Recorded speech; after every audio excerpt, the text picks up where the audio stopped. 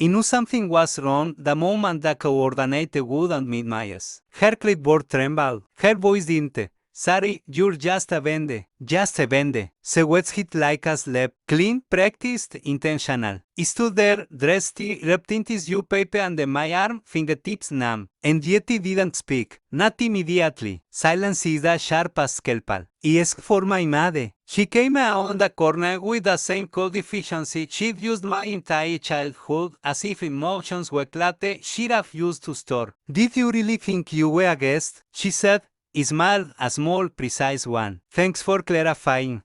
And it turned away, though not for the reason she believed. Back then, there was a time I thought my sister and I were closer. Sleepovers in each other's rooms, whispered secrets under sheets, se iluchan up family unity. But iluchans crackly if you learn to listen. My sister wanted admiration, not companionship. And my mother wanted a daughter she could display, not understand. I unfortunately learned to blend into well. It became useful, quiet, efficient, perfect for helping. So when my sister got engaged, she asked me to plan everything. Se dije the night for details. Said she trusted me. I should have had a subtext. Doesn't work, stay in such a dose. But he wanted connection. Wanted to believe the best of them. Foolish but human, se first signs. Things shifted 3 months before the wedding. A vende copied me an email he wasn't supposed to see. An update about the bride's approval and a design he had created, except he hadn't been invited to the meeting. My sister had taken credit publicly. Then she forgot to list me in the program.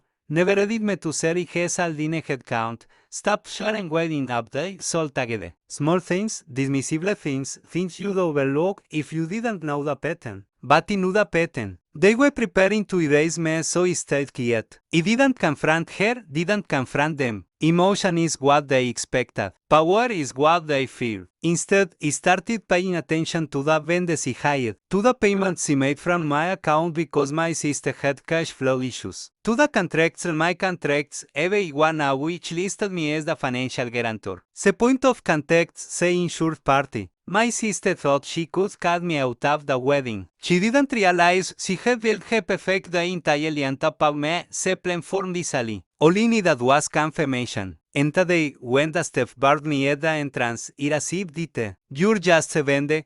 Perfect vendors have rules. Vendors have rights. Vendors have power, especially whenever a major vendor on site is tied to my email, my agreements, and my authority. I didn't storm out. I simply walked to my car, opened my laptop, and began. One by one, I revoked access. Flaris delivery authorization removed. Kate in Sebas hold initiated. The J contract suspended due to non-compliance with client treatment terms. When you notified that the event planner they had been dealing with me was withdrawing professional responsibility due to harassment in under 10 minutes. The entire wedding shifted from event to uninsured liability. Then he made one last call.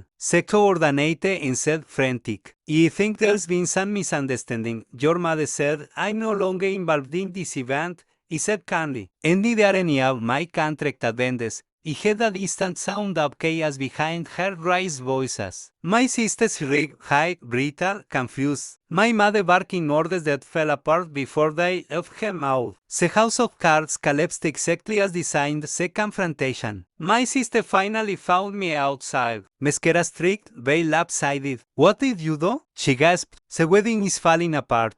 The wedding is built y connected. You can't just leave. I didn't leave. I looked headed in the ass. You dismissed me, understanding flicked to latte. You tried to use me, he said. Erase me. Humiliate me. So I stepped back, and without me, there is nothing holding today. She reached for my arm. I pulled back. Welcome to your wedding, he whispered. The one you planned.